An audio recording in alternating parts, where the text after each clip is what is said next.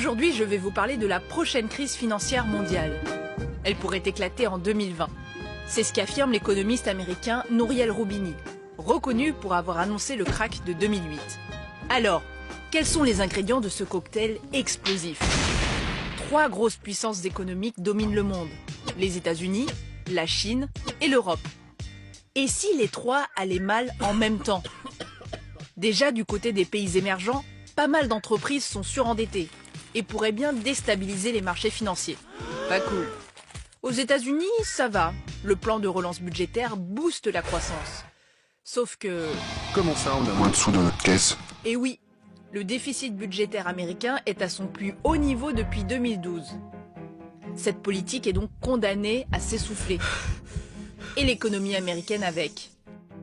En plus, les États-Unis sont en guerre commerciale avec la Chine, l'Europe, le Mexique et le Canada. Les Américains sont devenus très protectionnistes. America first. Et hop, je taxe l'acier et l'aluminium. Et hop, je taxe les machines à laver et les panneaux solaires chinois. Mais si les autres pays rendent l'appareil aux Américains, il n'y aura plus d'échanges. L'économie risque de ralentir dans le monde entier. D'ailleurs, la Chine souffre de la guerre commerciale. Sa croissance est au plus bas depuis 9 ans. Ses investissements dans l'industrie ne sont plus aussi rentables, sa main-d'œuvre coûte plus cher et sa population vieillit. L'Europe, ça va pas mieux. La production industrielle s'est effondrée en Allemagne, en Italie et en Espagne. Le Brexit rend l'avenir incertain.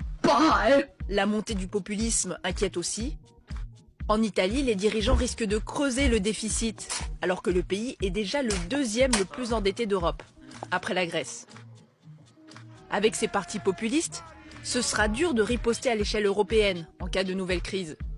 De toute façon, les pays du monde ont moins de marge de manœuvre, parce qu'ils se sont déjà endettés pour contrer la crise de 2008.